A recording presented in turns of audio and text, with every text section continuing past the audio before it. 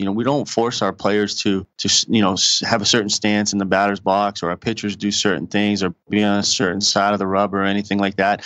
To me, this game is so much of it is about feel and instincts, and what might feel right to player X might not feel right to player Y.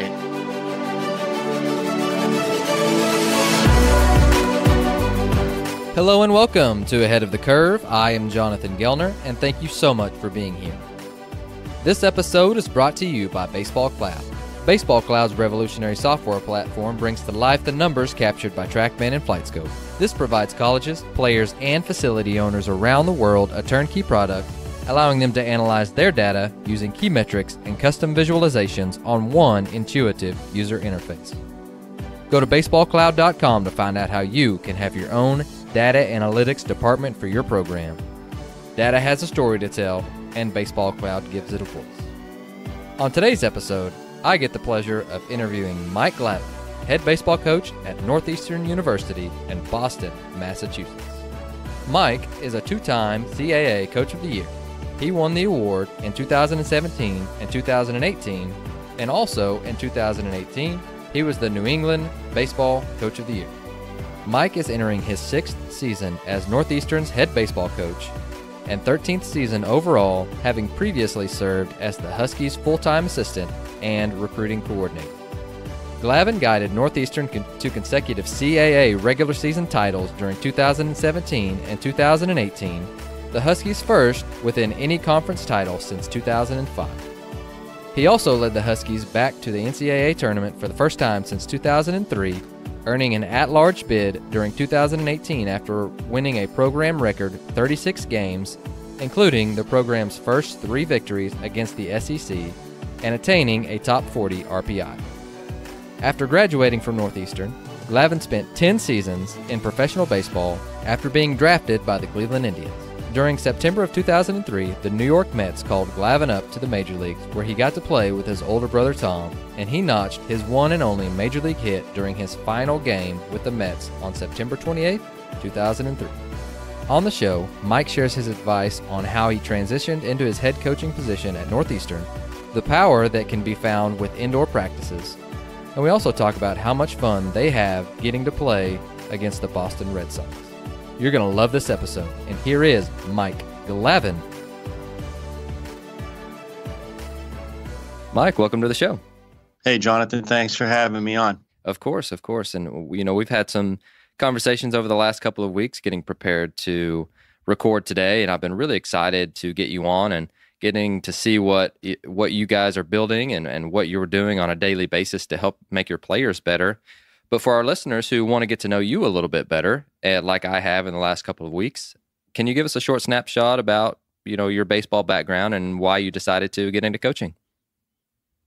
Sure, absolutely. I love listening to the podcast and listening to the other coaches at all the different levels and all parts of the country. So, I'm excited to try to share our story here a little bit at Northeastern. But college coaching was something that I thought about a lot during my professional playing career. I was lucky enough to play some high school ball and then move on and play college baseball here at Northeastern, and then was drafted and had a fairly lengthy minor league career, pretty much a career minor leaguer. And so when you're driving in on those buses and thinking about your future, college baseball was always on my mind, and eventually trying to get back to the game. So, when I finished playing professionally, I had some opportunities to scout or be in the professional game, but I always felt like my heart was where the college baseball game was. And so, after I finished playing my final season of pro ball, my wife and I had our first child, and not only my poor performance, but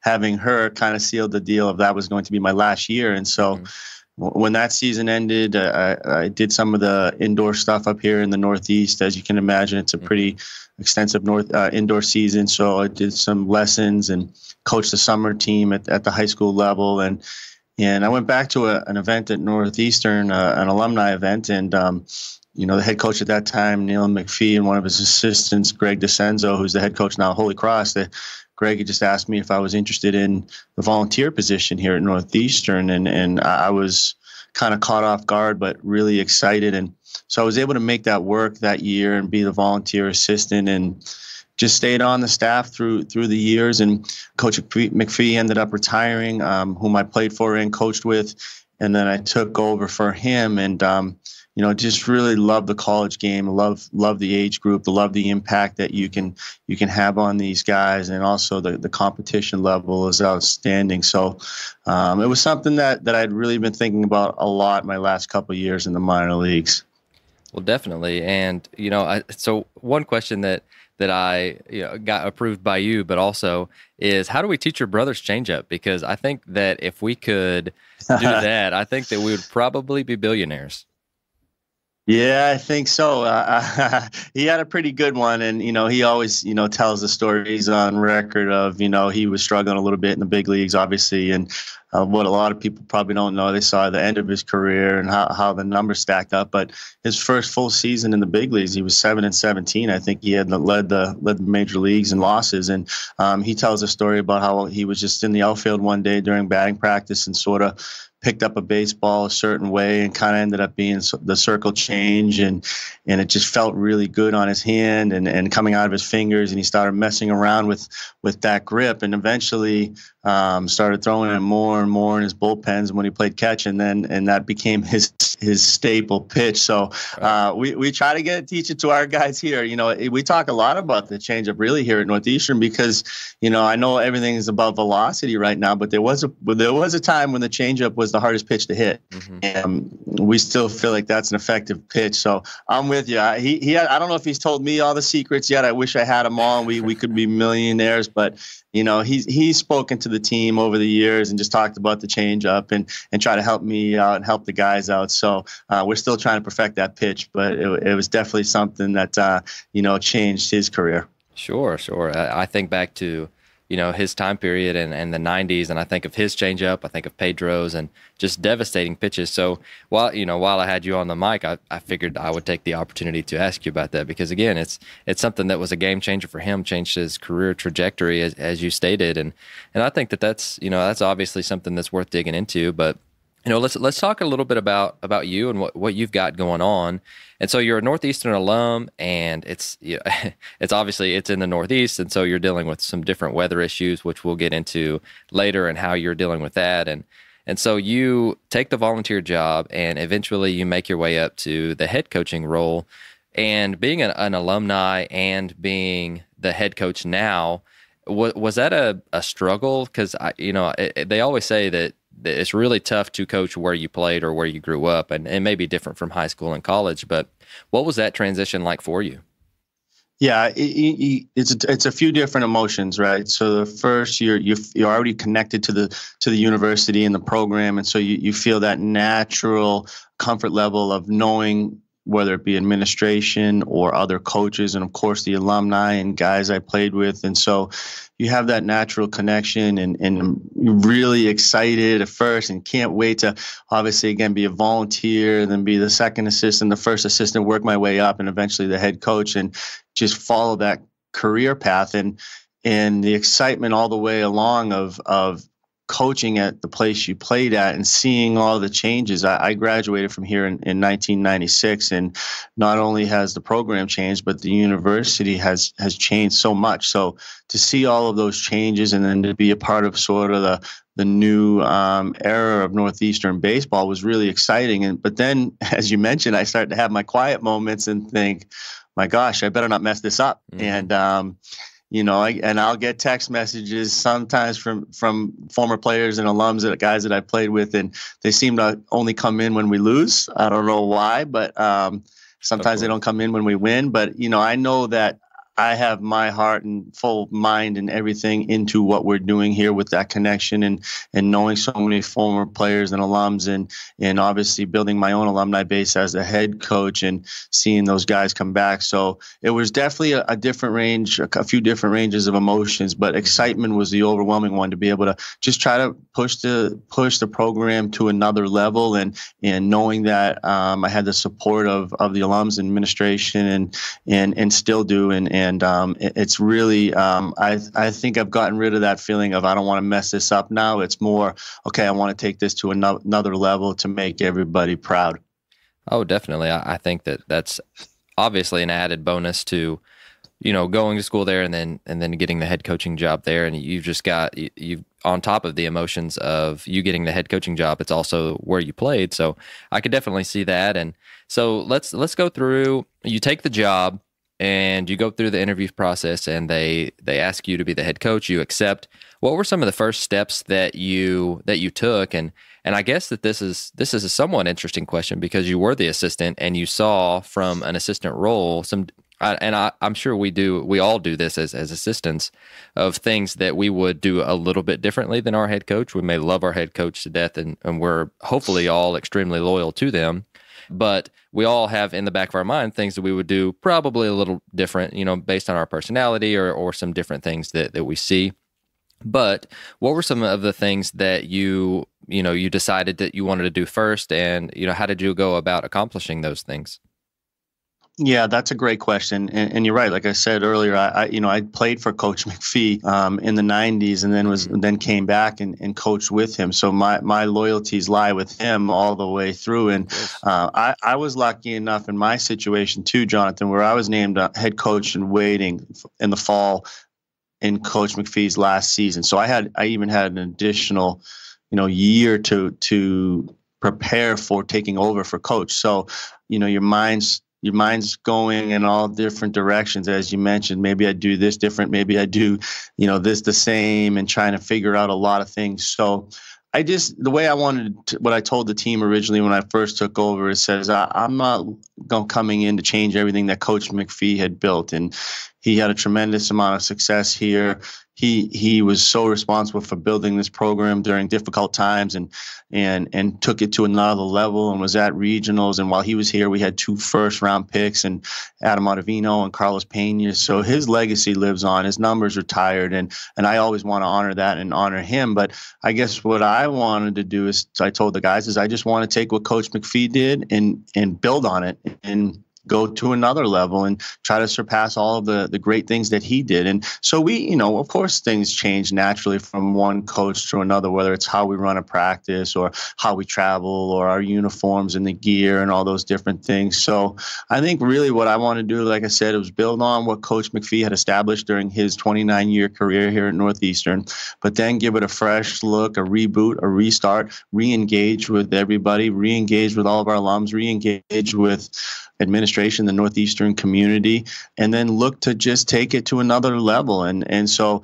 I'm sure there were some changes early on and some adjustments for our current players, going from Coach McPhee to myself, and even more so with me being on the staff as an assistant and now in a different role and sort of being a little more disciplinarian instead of the assistant coach. And so there was an adjustment early for those first couple of years for the players, and I can't thank them enough for everything that they did for me, and then just building on it and trying to take this thing to another level. So, it was an honor to coach with Coach McPhee, but we wanted to just build on what he did, like I said, and take it to another level.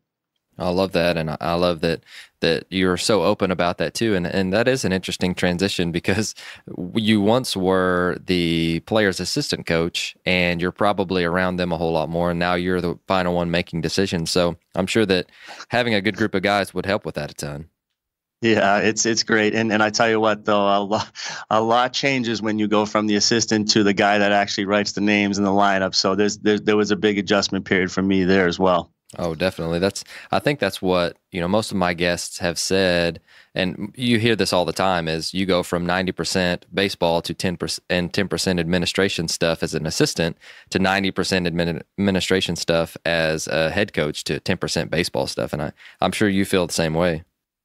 Absolutely. And that's one of the things I've been trying to balance and listen to other coaches and learn. How do you do this? Because I just feel like I don't spend enough time with the guys on the field. And some days I'll go home and say, man, what did I actually accomplish today? Or what did I do on the field? I was tied up in meetings, or I was, doing all the administrative stuff. And I didn't get to do the fun stuff, hang out with the players and watch some video or do extra stuff, whatever it may be. So I think I'm in a better place again now, going into my 6th year, and just trying to balance all of that, manage my time, and making sure that I'm enjoying what I'm doing with them on the field and spending enough time with them on the baseball side of things. Oh, absolutely. Well, let's go ahead and dig into some nuts and bolts. And again, you guys are located in Boston, and you've got, weather pending from probably what, November on. But let's go to the start of fall whenever you do have good weather. And what does that typically look like for you? And just kind of run through what your goals are during the fall. Sure. Yeah. You're right. So we get in a little bit late here, Jonathan. So our guys get into class right after Labor Day. And the fall here is I love the fall. I love it. It's one of my favorite times of the year. Not only the weather is great, but it's so exciting to see the new players coming on campus, and then seeing your returning players and seeing the physical changes they made over the summer in the weight room, or with conditioning, or with their swings, or with their mechanics, or whatever their goals were from our exit meetings at the end of the season, prior season, to see them back on campus, to get to reboot, to restart. So I love the fall, just to mesh and start building that new journey for that coming season. So we our first couple of days on campus were pretty aggressive. We'll test the guys on some strength stuff. We'll work on some conditioning stuff, some testing there. But we try to start out with individuals, really the 4-on-4s, just to incorporate our system and what we're trying to do offensively, what we're trying to do defensively, what we're trying to do on the mound. So we ease into it a little bit on the baseball side of things, and we tend to lean towards the meetings and the testing and making sure everybody's on the same page with what we're going to try to do. So we'll probably do that for the first 7 to 10 days on campus. And then we'll start fall baseball, and with that, it's aggressive. Like most programs, we will go 6 days a week. We'll have our day off. We'll hit the 20 hours during the week. We'll spend time in the weight room. We'll work on our conditioning, and we really want to maximize the fall because the weather is great, like I said, and so we spend a lot of time in the fall working on our team drills, our team aspect, building the team, the cuts and relays, all of the team stuff that you can do before we transition to inside when the weather turns a little bit. So a typical week for us is a Monday practice, a Monday night lift, a Tuesday practice, Tuesday night lift. We will go Wednesday just to practice. Thursday we'll practice again and go heavy lift on Thursday night. Friday's our off day, so we give them an opportunity to recover and get treatment and rehab and do whatever they need to do from a physical and mental standpoint on Friday. We always have the field available in our indoor facility if they need to get some extra work in on their own. That's available, but we really try to use Friday as a recovery day from the practices and the 3 lifts during the week, and then we will inter squad on the weekends. We'll get some scrimmages going, some controlled scrimmages, and do that on Saturday and Sunday. And, really just get after it all fall and try to create competition, create a depth chart, get all of our defensive, offensive plays in, and maximize the amount of time we have together as a team. So it's really a crucial time for a school like Northeastern in the Northeast to maximize that time outside, that weather, because we will have that time period where we can't practice those things. So we really need to be efficient in the fall. Sure, absolutely. And again, that's probably my favorite time of the year too. I love the competition in the spring, but I also love my favorite part of baseball is obviously player development, and that's a time that we get to do that the most. And another thing that you've mentioned a couple of different times, and getting to know the players and getting them ready for the system, but also about the environment that they're going to be in and the culture that you want to set up. So what are some different things that you do to get your guys closer, to get to know your guys a little bit better, and to get them basically indoctrinated into the culture that you have there at Northeastern? Right. That's a great question. And the fall is such a crucial time for that as well. You're building, obviously, not only the team on the field, but you're trying to build them off the field and build that team chemistry and to define your culture every day. So I think we do a bunch of different things. We try to have fun with it. We've worked with our ROTC program here at Northeastern for the last couple of years, and when we do that, it's not about all the physical toughness that goes into what ROTC does, but it's more about the communication, being a family, realizing how much you need to rely on each other, all the different ways that we can make our team closer and better during those sessions. So we'll do that in the fall. We do some presentations. Like I asked the guys to present to the team and to the coaching staff about different topics that are important to them. Cool. And those are things like handling adversity and competitiveness and the importance of team chemistry. And so we focus a lot on those things and just getting together and putting the guys in a position to be together, be together off the baseball field, not just always be together on, and spending time together and sharing time together. So those are things that we do. We do a one word every year that I stole from John Gordon, and that's really taken off the last 3 years. And again, it's something that the guys have fun with. I ask them what type of team, what type of team they want to be each year, and what word do they want to define them. So we have some fun with that, have some sessions with that. But for me, it's when you're trying to build that team in the fall, it's getting them together off the field. That's so important, I think. And because they're going to spend time together. We're going to get those 20 hours a week together on the field. We're going to travel all springtime. So they'll spend that time together on the field, but it's really getting them comfortable with each other off the field and building those relationships and showing them that there's more than just baseball. And I think that's how you start to build that chemistry, build that culture, and get them in a position to feel really good about themselves as players, but also as people. And you'll see the improvements and dramatic excitement from them on the field and also in the classroom and everything that they're trying to do. That was really good. And I think, there's been a lot of different unique ways to do this, but I think it all comes down to getting to know your players and essentially just spending time with them. And again, every program is a little bit different with how they do that. But I think the best teams and the closest teams are always the ones that, get time away from the field, but also spend a ton of time together. Absolutely, I'm 100% in agreement with you on that, and that's part. And then when you transition to the spring, we're talking a lot about the fall, but again, when you're traveling as much as we are, and you're spending a lot of time together off the field on buses, on planes, at airports, you better like each other because you're being stuck. And we all know that travel does not go the way we want, no matter how much we plan it out. There will be delays everywhere, and hotels won't be ready, and flights will be delayed, and you get back to campus later than you wanted to. And so that's where everything that you're building in the fall and the closeness and togetherness, that it pays off in the springtime when a lot of this stuff doesn't quite go as planned. Sure. So you talked earlier about you wanting to spend more time with your players. And again, as a head coach at a major university, you're getting bogged down with all sorts of things, I'm sure. So what are some different ways that you've been intentional about trying to do that either in the past or maybe this upcoming year? Yeah, that's something that is a top priority actually for me this year.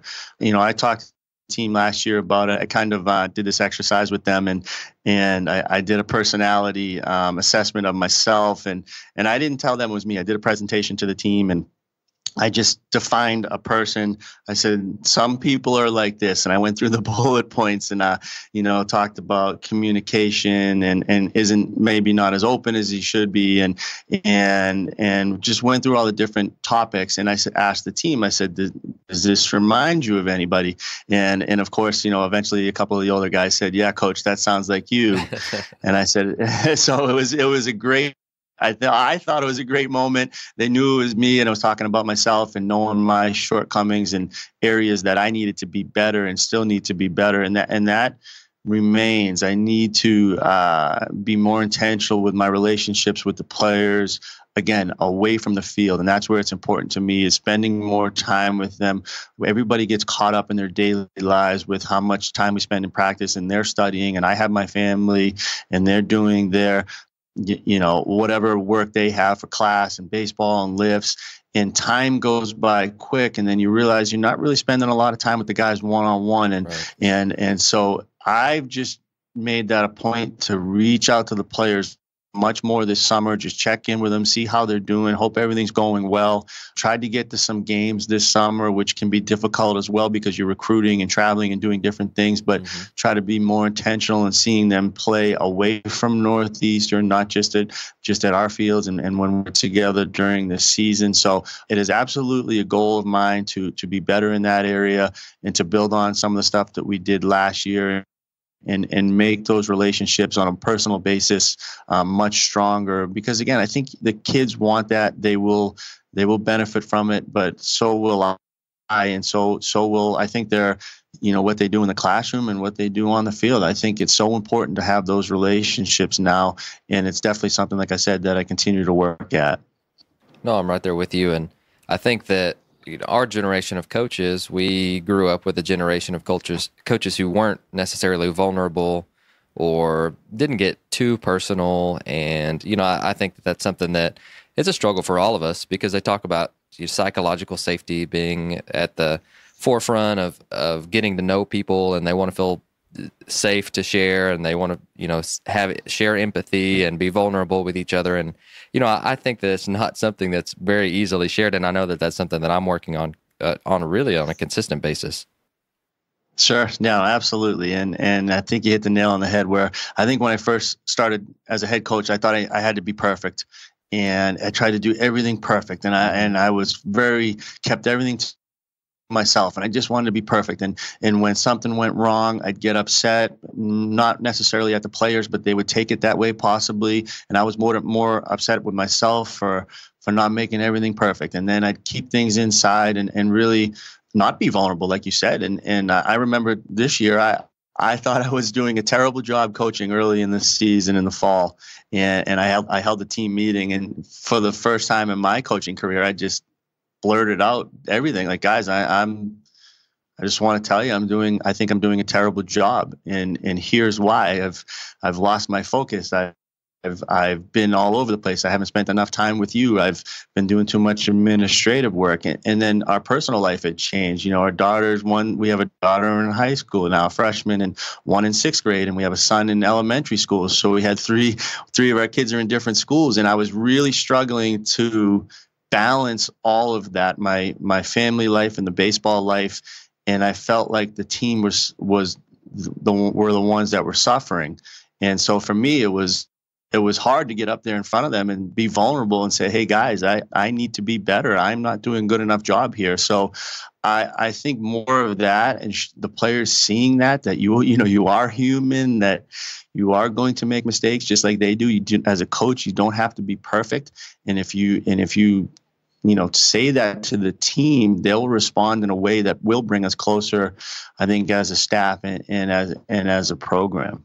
Sure. I'm right there with you. And I think that transition for me came a couple of years within my coaching career, because I think I was 21 or 22 whenever I started coaching. I was teaching seniors in high school. So some of them were in high school at the same, well, they were 4 years younger than me. And so it's just, It's crazy to see that. And so I took the opposite end of the spectrum. But I think I was reading a military book, one of my first couple of years of coaching, and they talked about it's not that you're necessarily fighting for something or against someone. It was because you were fighting for the guy beside you. And that it goes back to, or it really sent me on a rabbit hole of my favorite coaches were the guys that I would go to battle for because they took a personal interest in me and they let me get to know them, but they also wanted to get to know me, and we were very close. And there's always a boundary between, being their friend and holding them accountable. But at the same time, the guys that were always my favorite coaches that I played the hardest for were the guys that I would run through a wall for, that would do that for me. And I'm sure you felt the same way. Sure, absolutely. I think that's an awesome point. And I think that comes with an area, again, for me to continue to prove it, it's just communicating. If you are constantly communicating with the guys and sort of letting them know where they stand or how you're feeling as a coach. And again, I used to keep everything in. Like if somebody was frustrating me, or a player was frustrating me, or a coach, or something wasn't going the way I wanted it to, I would keep it inside. And now I've learned better techniques to pull the player aside, to not embarrass them, and to communicate with them. Hey, I'm not sure I like the way we're doing this. But also on the other side, Jonathan, an area that I need work on is to praise them as well. Hey, I have a tendency maybe as a coach at times to focus on what we didn't do well and what we could improve upon. But there needs to be that balance, and players need to know that, hey, when you're doing a great job, I want to hear it. They want to hear it. And one of the best pieces of advice I ever got when I was playing in the minor leagues was never forget that you played. And I need to remind myself that as a coach, that never forget that I played this game, how hard it can be, the demands that this game comes with, the amount of negativity and failure that's involved with baseball. And when you can help the guys out and build them up when they deserve it and they're working hard and they're being successful, they need to hear that. And when you can teach them and they're doing things maybe the way you don't want them done, hey, you pull them aside, you handle it in the correct way, and that way they're learning from it and they don't repeat those mistakes. So for me, it's that balance also of making sure I praise our players when they're doing a great job. No, I'm right there with you, and that's another thing on my list of things that I want to do. We are quick to correct whenever we see things that are wrong, but we are not very quick to praise whenever we see things that are done right, and we just expect that it needs to be done right all the time. And I'm right there with you. I think that that's something that definitely, especially psychologically, I think that has a ton of benefits. But another thing that you mentioned earlier is you guys really like to compete in the fall, and let's talk a little bit about how you're going about that and how you're creating not only that competition between the players, but also that internal competition between themselves and helping themselves get better.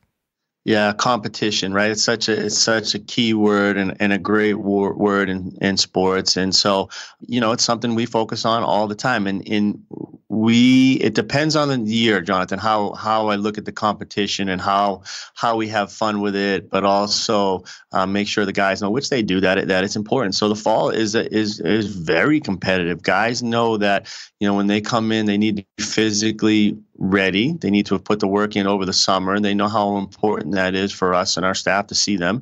And then we're going to compete on the field every day. And so we're always trying to, the way I look at the fall, and really the whole year, is there's two key components to what we're doing as coaches, and you can find many of them, but these two we talk a lot about as a coaching staff. We talk about preparing the team and developing the team, and those are two words that we use all the time: prepare and develop. And so I feel like we're doing that in the fall, but we're also doing it all year long. So in the fall, we're trying to prepare the team for what's ahead. We're trying to prepare them for the season. We're trying to prepare them for all the ups and downs and the different things that are going to happen. So creating competition for us is a natural thing, number one, because they'll see obviously different players at their position. We have, 16, 17 pitchers on the staff. We have 16, 17, 18 position players, depending upon the year. So there's natural competition already in trying to get in that lineup. But then we try to compete every day in our practice setting and what we're trying to do and how great can we be at every drill, and can you compete against the guy that's with you, and how good can we compete as a team? So we have a competitive component every day, naturally in practice and throughout the year, but then we also stage some of those things, and we'll pick guys to compete in certain drills, or we'll split them up into two teams and we'll compete.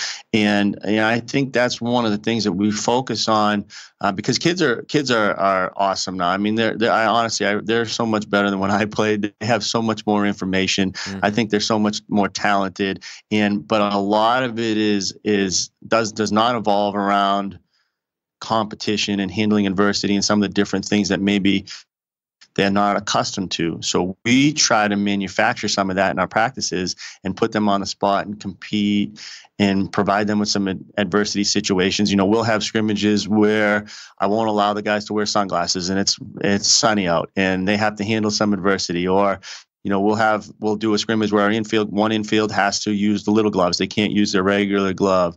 And the first baseman has to use a catcher's mitt. Like, we'll just try to create different adversity type situations and competitive situations. So when the season comes, hey, obviously that wouldn't happen, but when adversity does hit during the season, we need to compete a little harder. Well, they practice it to an extent. Coaches, Your players aren't afraid to work hard. They just can't afford to get it wrong. And that is why you should attend the 2019 Skill Acquisition Summit hosted by Randy Sullivan's Florida Baseball Ranch and the Strength of Skills from the Netherlands. This annual event will take place on October 12th and the 13th in Lakeland, Florida.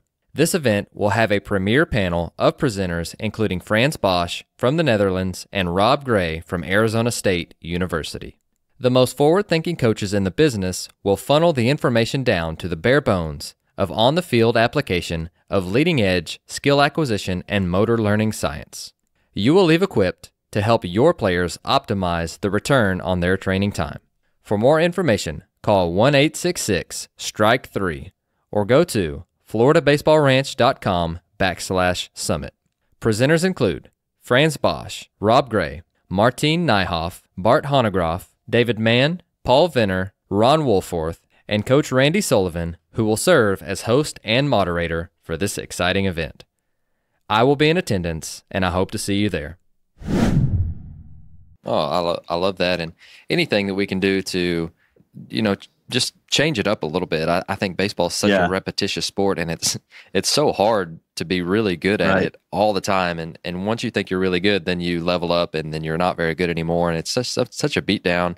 And anytime that we can have a competition or have some fun adversity, like playing first base with the catcher's mitt, I think that would be really fun. And I really like that. I really think that those are some different, unique ideas that are really good. And another thing that you guys have to deal with, and we'll fast forward a little bit through the fall, and then in the early spring is the weather. You don't have good weather. That's another adversity, and that's another adverse setting.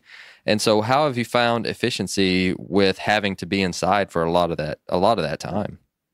Yeah, that's a great question. And you can spend time as a coach thinking about all the things you don't have, or man, I wish the weather was great all year round, and all the different things that you could say you wish were better. But I think we just try to take it as another obstacle to overcome, and it's only going to make us better in the end. So, I ask our team all the time, if I hear something from them or something on a negative aspect, or if something doesn't go the way we wanted it to, I always ask them, is it going to stop us from winning? Can we not overcome this obstacle? And of course they know the answer, and they know that coach is going to say, yes, we can overcome this. Yes, we can still win, coach. But I do it all the time just to remind them that, hey, but it makes, I think what it does is we use it to our advantage, Jonathan. We need to play with a chip on our shoulder. We need to be able to overcome adversity. We need to be extremely competitive, and we also need to be extremely efficient, as you mentioned. And so I have learned to love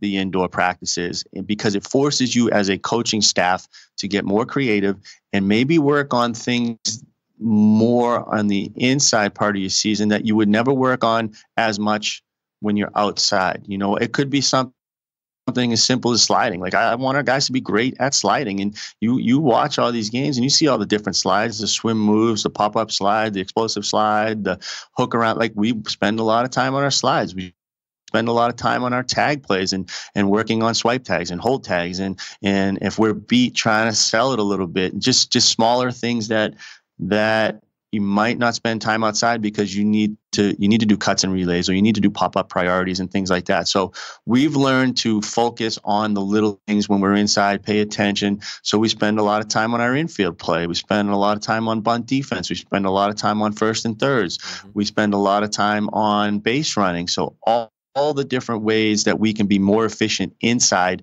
we try to use that to our advantage.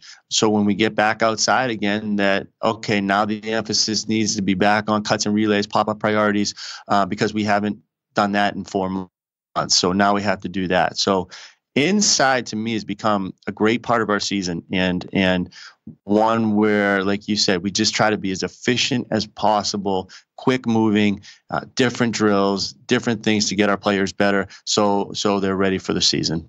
Are you guys leveraging technology while you're inside to do any of that stuff? We are. So we have Rapsodo for our pitchers and our hitters. We also have Synergy from this past season. Obviously, video cameras and iPads and everything that we can do with all of that So we try to do on a daily basis with both our pitchers and our hitters a Rapsodo station, a video station, and then some drill work that they pick on their own, or whether we have heavy bats, we have underload, we have overload, we have the plyo ball. So, for instance, when we're inside and our pitchers are preparing, we set up 2 mounds. One mound is typically a scripted mound, and the other mound is a Rapsodo mound. And so we script the mound, and the kid will say throw 15 pitches, and it's he's working on his fastball, his breaking ball, his changeup, both sides of the plate, wind up and stretch depending upon the day. And then after he does that, he will go to the Rapsodo mound, and he'll start working on his pitch design and trying to do different things with Rapsodo to improve his movement, his location, whatever he's working on that day.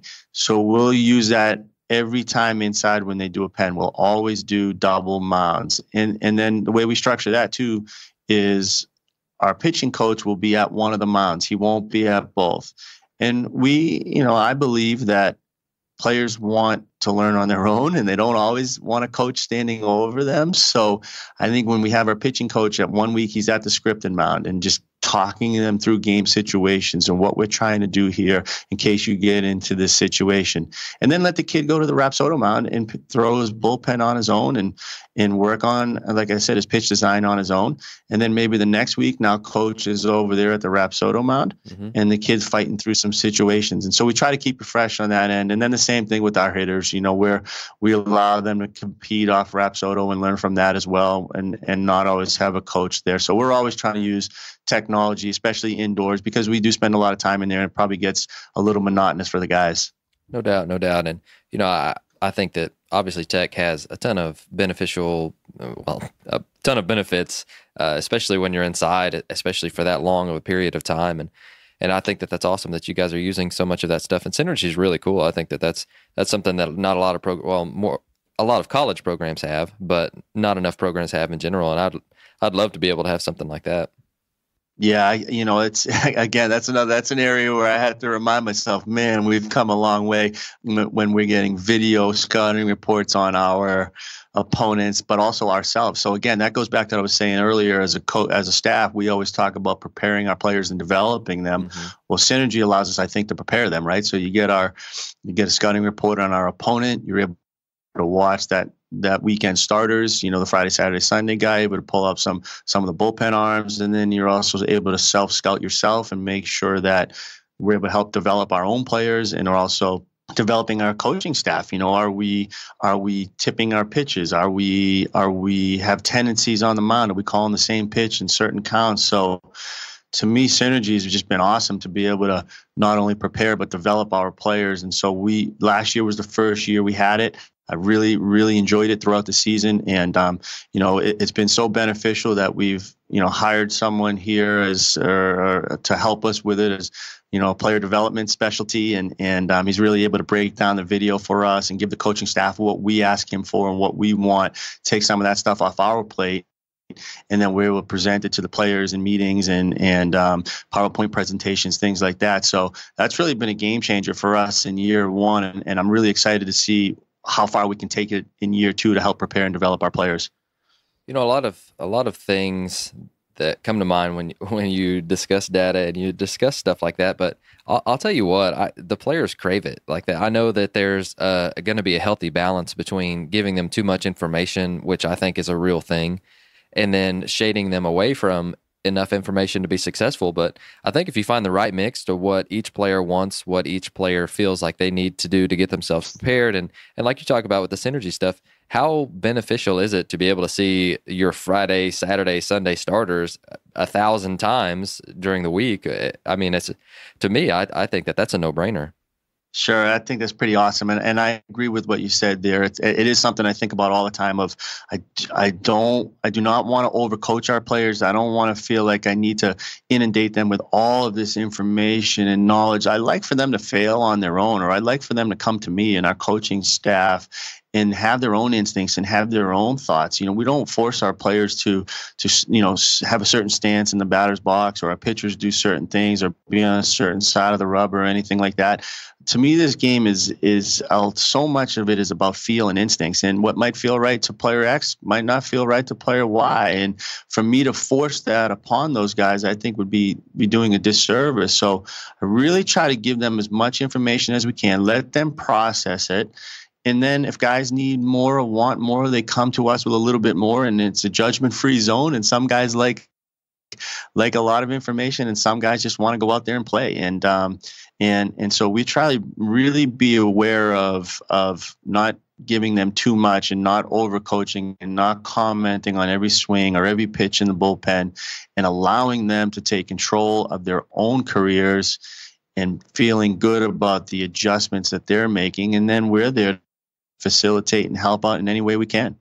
No, I think that's up to us as coaches to be able to try and decipher that stuff too, because it's when you get all of that stuff, and I try to know as much as I can about that stuff, just because if they ask, I want to be able to simplify it in a way that makes sense to them without, you mentioned overcoaching or just confusing them based on a lot of stuff that doesn't matter. But I think the better that we understand it and can explain it, the easier it's going to be for us to simplify it for the player. And that's why I think it's so important for us to just be able to know what we're looking for, what the system is, what's important to us, what's important to them, and have a full understanding. Because if you don't have answers, or you may say, hey, I don't know, let me find out. If it's not one of those two responses, and you just kind of shut them off if they're asking, a curious question about this or that, I think it ruins your street cred a little bit. I think that it's something that you may not pay attention to, or you may not want to pay attention to. But if you don't know anything about it and you shut them off completely, if they're asking a curious question, I think that's something that we may be dealing with here, and especially in the future when data becomes more and more prevalent and available to all ages of players. But I want to know, so let's say that you go through your fall season, you go through winter breaks, everybody comes back, everybody's healthy in the spring. So what does your typical practice plan look like when you get back? And I know you guys play the Red Sox early on, and I think that's a really, really cool tradition. So how are you preparing them to play the Red Sox? Yeah, that's awesome. So we're, one of the things we're really lucky about here at Northeastern is we have a short winter break. So our guys are back right after the new year. So they're on campus pretty quick. So we have time during that part of the year before the actual championship season starts on February 1 or whatever weekend it correlates with. We're able to work with our guys again with 4-on-4s before we start that process. We get a little extra time, so they get a head start with their classes, which is awesome. And then we're able to work with them. And so depending upon the weather, we've been lucky where we've been outside in practice plenty of times in January where, our field will be plowed if there's snow on it. If we have a mild winter, we'll be able to get outside and prepare the guys for the upcoming season. And the first part of our season, Jonathan, absolutely no doubt about it, is a grind. It is a grind from the first weekend till probably the fifth weekend.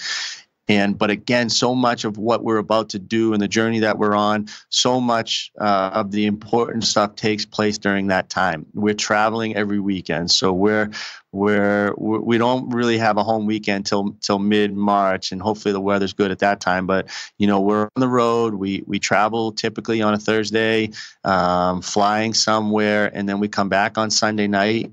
And then our guys are in class Monday, Tuesday, Wednesday, Thursday, and majority of the time they don't have Friday classes, so we're lucky with that.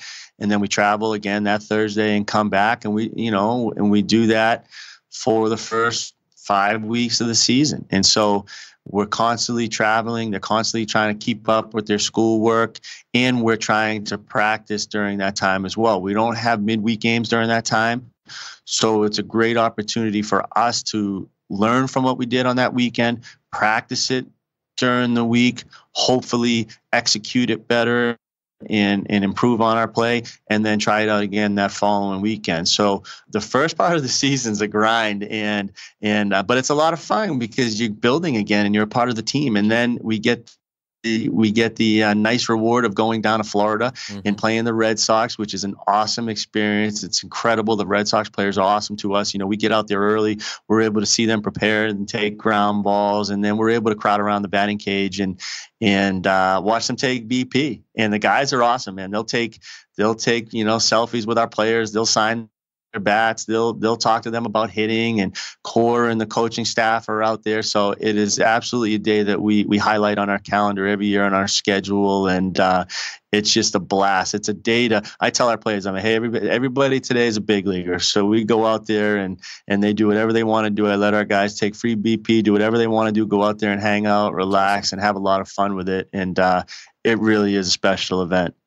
So we're getting into the season, and you're playing a couple times a week. And so how have you found the mix of being, and this is probably somewhat having the pulse of the team, and with travel and with whatever midterms, finals they've got going on, but what would a typical practice plan look like? And everyone is a little bit differently. I think a skeleton outline is fairly similar to what most coaches do, but how have you found little pieces of time within your practice plan to hit on, or kind of what's your personal bias of, we're going to hit on this quite a bit and we're going to do this, but essentially what does a typical practice plan look like for you?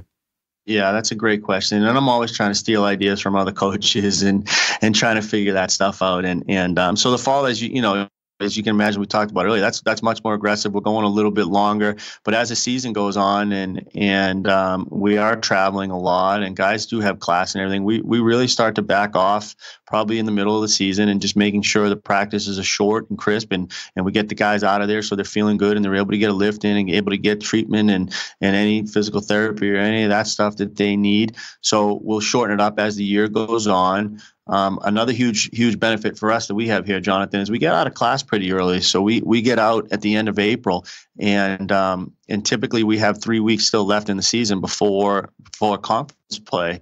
So that's another opportunity for us now to crank the practices back up, be a little more aggressive when the guys are out of class, and we have more time with them, and I'm not worried about them studying and being stressed out and trying to balance the two. So we're lucky to get out of class earlier and back to class earlier in January. So, I mean, a typical practice for us, I love the guys will get out there, they'll get stretched out. Once they're stretched out, I love doing a 10-minute dynamic workout to get their heart rate going, get the sweat going.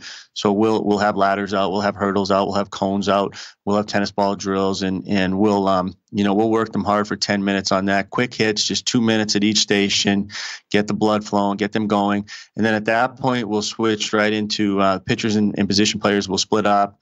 Typically, the position players will go right into base running because they're loose, their bodies are good. So we'll go right into base running for 10 minutes while the pitchers go through their throwing program. Once that time is done, the position players will get their arms loose after those 10 minutes of base running. And 10 minutes is really what we want to do. We'll pick a base, or we'll pick a particular thing that we want to work on that day, and that's it. 10 minutes. We'll have the clock out. It'll either be on the scoreboard, it'll be on a stopwatch, or it'll be on an LED light, and we'll go 10 minutes and we're done and we move on. And then we'll go into throwing programs. We always start with rundowns with that, and then each position is specific to what they do with their throwing program. So the catchers will have their own, the position for the infielders and the outfielders to all do their throwing programs. And then we love going into a PFP drill that we do almost every day. It's just high energy. Again, involves everybody on the infield. It involves all the pitchers. We'll get everybody going. We're working on everything that we could possibly think of. We'll have the pitchers throwing a second. We'll have the pitchers throwing a third. Sometimes that happens. We'll have the pitchers throwing a first, obviously. And we'll just get everybody going on the infield and keep the energy going for 10 minutes, no more. And then if there's a team drill we want to work on that day, that's when we put it in right there, right after the PFPs. Everybody's going. Everybody has high energy. We'll go right into that team drill, do that for 10 minutes again, same thing. And I don't believe in one more, because you get into that habit of trying to make everything perfect and make it right. Once we do 10 minutes, we're done and we move on to the next thing. And then a typical practice plan at that point would be some individual work. So each coach will take their position-specific players, whether the catcher's going or the infielders and outfielders and pitchers. We'll do that for probably 15, 20 minutes. And then we'll go into a BP. And BP that day could be, again, anything we want to do. We typically have a cage group. We typically will We'll leave two groups out there on defense and a live group taking BP. And then we'll finish with a competition every day, going back to that word competition. But we'll always finish with a competition and figuring out we'll put something on the line for the losing team, and we'll have some fun with it at that point. And before there's a good 2.5 hour practice done, and we try to stay right around that number. We try not to keep them out there for 4 hours, and sometimes you run into 3 hours with the scrimmages and things like that. But we really just want to go fast-paced, energy, 10-minute hits to everything leading up to batting practice. No, I like that, and that's kind of how my brain works too. I was reading a study the other day that says that kids today have an attention span of about 8 seconds, and which is crazy. So I really like, I think you can get away with some longer practices as long as they're broken up into quick hitter things. And so trying to find the balance between that and really thoroughly deep work learning too is always something that I'm trying to really get into, because it's something that's a delicate balance, because I think that you can really do well with both. But I think it's like anything else in life. It's always a balance between one or the other. And so let's say that the season's over, you guys were very successful, and you now are going to go into your postseason meeting. So let's say that the season ends and you guys are going through your inventory as coaches and what you're doing there. And what do those postseason player meetings look like? Mainly for the guys that are coming back, because I always struggle with exactly what to say to them, especially when we're not going to see them for a couple of months. So what do those look like for you? Sure. That's a great question. And those have evolved for me over the years as well. And I feel like I'm in a great place right now, but who knows? They'll probably, change again. But I think, my first couple of years, we talked about trying to be perfect. And so I didn't want the player leaving on a sour note. I wanted to sort of not necessarily tell them what they wanted to hear, but maybe not be as honest or upfront as I probably should have been. And so, you try to make I tried to make those conversations, exit meetings at the end of the season, a little more friendly than trying to cause any confrontation. But then after a couple of years, I realized I might not be this might be wrong, and I'm not giving the kids and the guys the information that they need and what I'm thinking. And it goes back to what I was saying earlier about kind of keeping things inside instead of telling them how I feel or things they worked on. And the more I've done these now, I realize that it's a conversation, and the guys really appreciate honesty. They want to know where they stand. They want to be excited going into the summer, even if the season didn't go the way they wanted it to personally. They want things to work on. And the summer allows them, a fresh start, a regroup. So when they come into the fall, they're ready to go. So the conversations have evolved. I've been much more open. I've told them the things that I think they should work on. I've given them goals over the summer, offensively or defensively or with base running. I give them goals in the weight room and conditioning. I've given our pitchers goals of pitch design or a certain pitch they need to work on, or holding runners better, or whatever we feel like each player needs to work on. We've talked about that in the meeting. We've also talked about the prior season, but I tend to keep that part of the conversation a little bit shorter, because now we're thinking about moving ahead and what's next. So I spend a lot of time on the summer goals in the next year and what to expect in the fall. So I've actually come to really enjoy those conversations, because again, it's being closer with your players, being closer with them, and understanding that you can have those difficult conversations. And they're going to learn from it, and they're going to be motivated from it, and they'll hopefully be better for it when they come in the fall. So, we'll meet as a coaching staff prior to those meetings, and then I'll have that particular coach with me in the meeting. If it's our position players, I'll have Coach Puccio in there with me. And if it's our pitchers, I'll have Coach Cobb in there with me, and we'll make sure we're all on the same page. I'll take notes during the meeting. I'll make sure that I give those notes to the player, make sure that we're all on the same page, and then try to hold them accountable to it during the summer and when they get here in the fall. So to me, those meetings have really done a 180 and they become exciting. And then I look forward to sharing with the players and thanking them for everything that they did that year and looking forward to spending another year with them coming up. Sure. And that's always something that you want to give them enough to where they know what they need to improve on, because again, it's something that comes back down to communication, and hopefully we're doing a really good job of that during the season. And something that it's another thing that I'm going to try and work on, especially on the guys that aren't playing every day, or if you move the lineup here and there, especially guys that are in it all the time, or just being upfront with them about some different decisions that I usually would just take for granted. And because it all comes down to at some point in the season, the guy that you need to make a play, you want him to make that play. And it may be the guy that we don't spend a whole lot of time with, but we've got to prepare him just like we do anybody else. And another thing that I've been really interested in lately, and this is, I don't know where this came from, but putting myself into a head coaching role someday, or the head of an organization, whatever. You never, as an assistant, get to necessarily see the hiring process and how you hire guys and different interview questions. And we all go to interviews and we get asked these questions, but we may or may not know the reasons why, right? Why everyone has their own questions. But what does the hiring process look like for you? And more specifically, a lot of it comes down to, who we know, and we know we've seen this guy with players. We know that he can coach. We know that the kids love him because we've seen him. We know him. But let's say that you've got a candidate that has a really good resume, and you've never seen him coach. You don't know. You may have called his references and they've given him the thumbs up or whatever. But what are some different things that you do in the hiring process just to kind of vet this guy to make sure he's a really good candidate for you and to make sure he fits your program? It's a great question. I don't have an extensive hiring process here.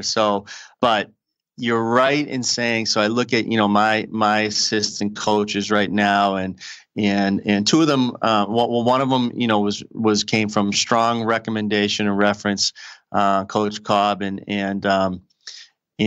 from a person that I really trusted, right? Like you said, so that the networking and knowing coaches and then seeing them around. So that was a strong reference there. My other two assistant coaches, just from seeing those guys, they always worked our camps, right? So that was so impressive to me. So I got to see them work our camps. They would work our winter prospect camps. They would work our summer prospect camps.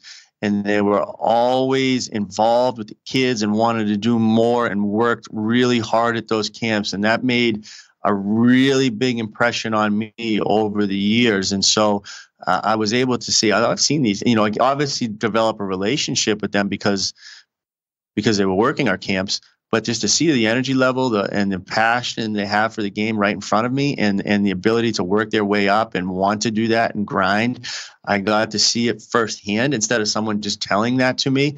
That spoke volumes to me. So the firsthand, seeing those guys firsthand working these camps was huge. So I probably went the traditional route, Jonathan, of hiring my assistants from references and networking, but I think the important things for me personally are, I would certainly ask the baseball questions, right? Like, tell me about your knowledge. Tell me about what you're going to bring to the table here. They're pretty generic stuff of, what do you specialize in? What's something new that you can bring to our program? How can you help us get better, get to another level? What are things that maybe you're doing where you're at that we not be doing here? Try to get some new, fresh ideas into our program. I think that's really, really important here at Northeastern, is to get fresh ideas, new ideas from new coaches to continue to grow our coaching staff and to grow our team.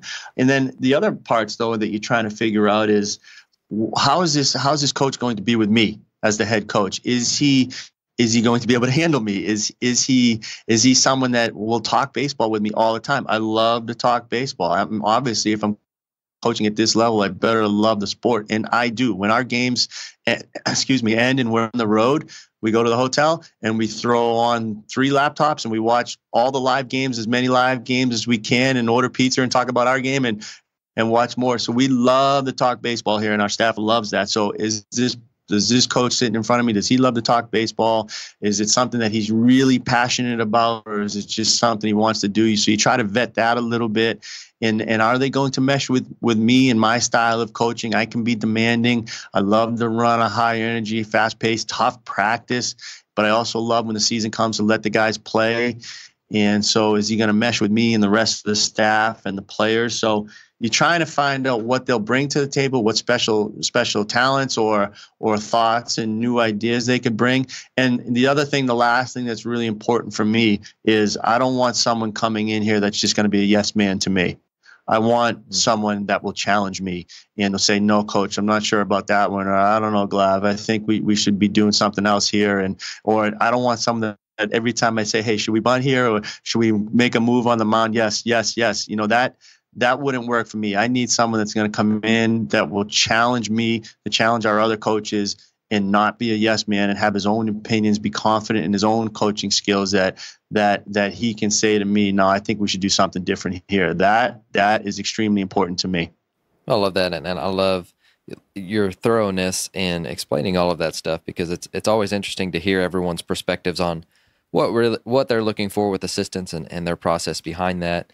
But I'm going to hit you with some quick hitters and some lightning style before you go. Awesome. On some different things that I've really, really enjoyed asking a lot of different coaches. But what if you could go back and talk to yourself in your first year as a head coach, what would you tell yourself?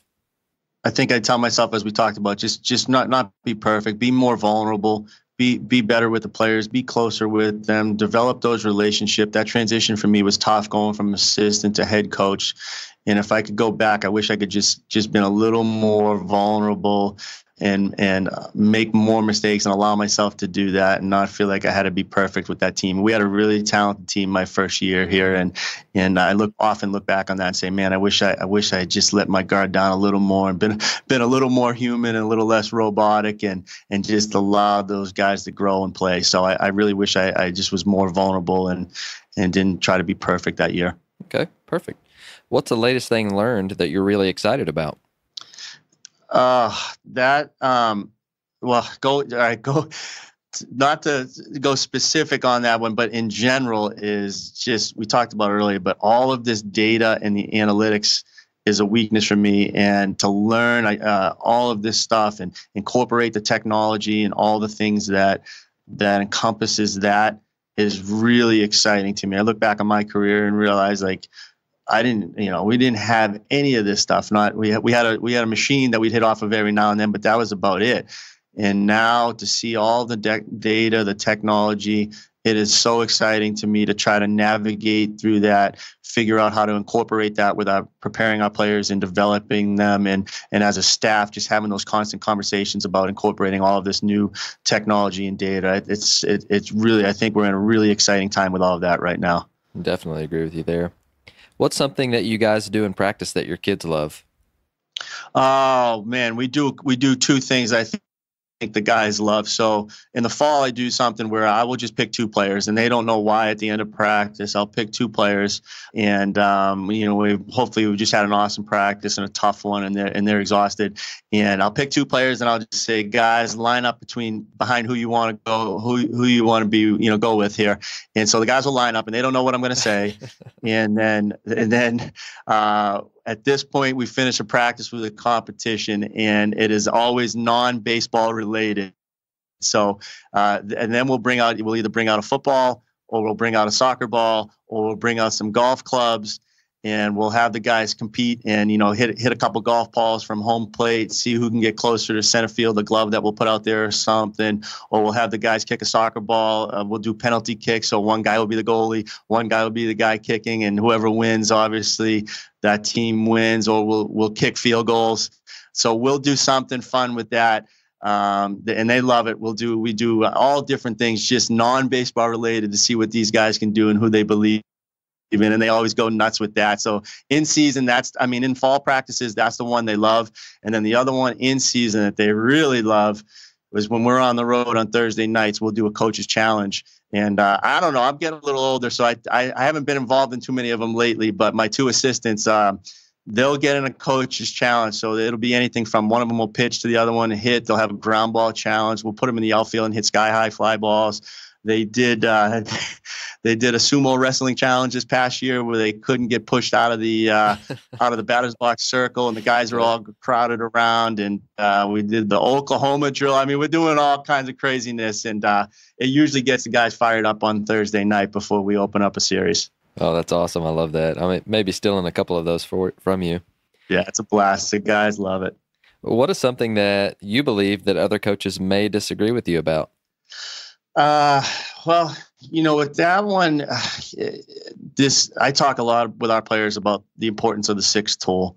And the sixth tool is so important to me. And when people ask me why I feel like our program's been successful the last couple of years, I just say, obviously we have talented players, right? You have the 5 tools that everybody talks about on the baseball field. But I think the one thing that we've really done well here is we've invested in that sixth tool, and that can be anything. Every coach is different when they call that sixth tool, but for us, it's just the things that you can't measure, right? It's you can't measure it on a stopwatch, you can't measure it with a radar gun, and so the thing I believe is that sixth tool is every bit as important as the other 5. And if you don't have that sixth tool, you're just never going to reach your potential as an individual and as a team. So we place a ton of emphasis on that sixth tool. We talk about it all the time. And so for me, I don't know if this qualifies, but I just think that sixth tool is every bit as important as the other 5.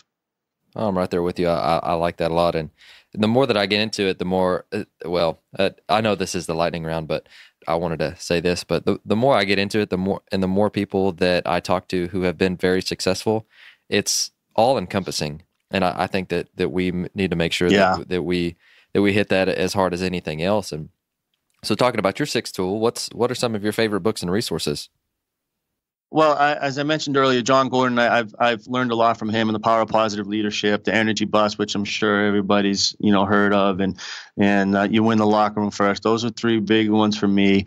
I just finished The MVP Machine last week, so that was pretty awesome to read that. As we talked about earlier, I'm excited about all the data and technology, so I'm trying to have that growth mindset and trying to figure out how we can incorporate this to our program and to our individual players. So the MVP Machine was awesome. I'm reading Grit right now by Angela Duckworth. I'm really excited about that. I'm about halfway through on that. So those are the most recent ones that I've read that I've really tried to shape me and impact me and just try to be a better coach. And then really, I know you hear these terms all the time, but that growth mindset is so important. You want it from your players, and you demand it from your players. Well, you sure as heck better demand it from yourself and your coaching staff and your extended staff. And so for me, anything I can read by John Gordon and the MVP Machine and Grit, they've been pretty awesome right now.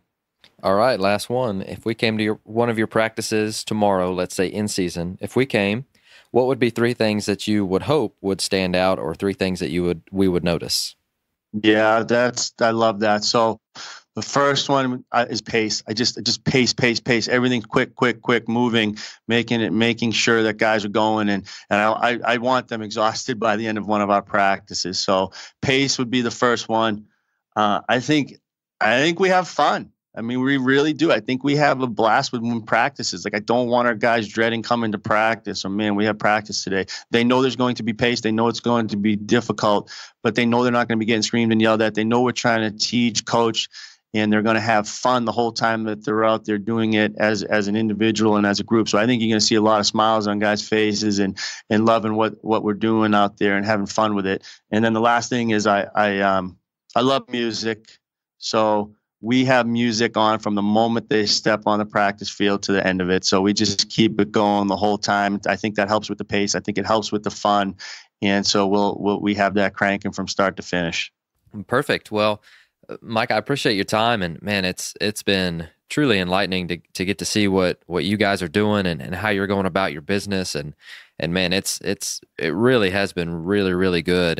And so for our listeners who may want to ask you questions or just talk baseball with you, is there a good way to do that online?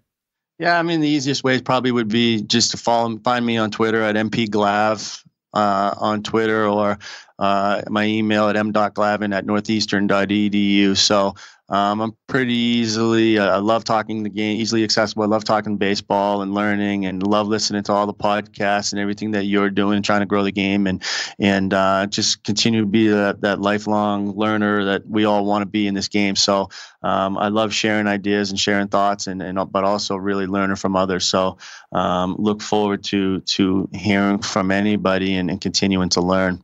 Well, I love it. And I'm just going to open up the mic for you and let you talk to our listeners. Is there anything else that you'd like to tell them before you go?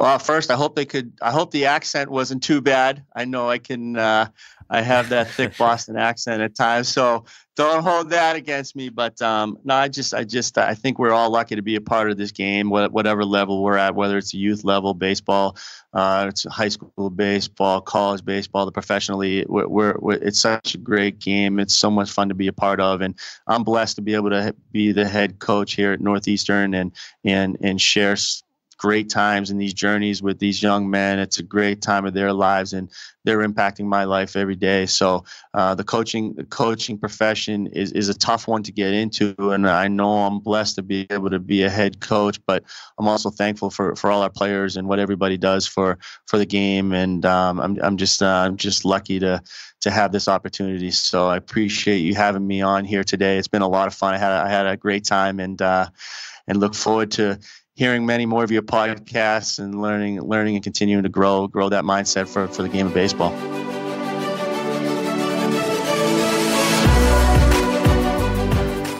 Thank you for listening to Ahead of the Curve.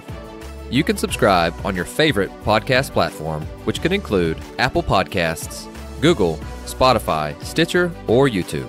And if you're enjoying the podcast, please share it on social media to help get the word out. Once again, thank you for joining us.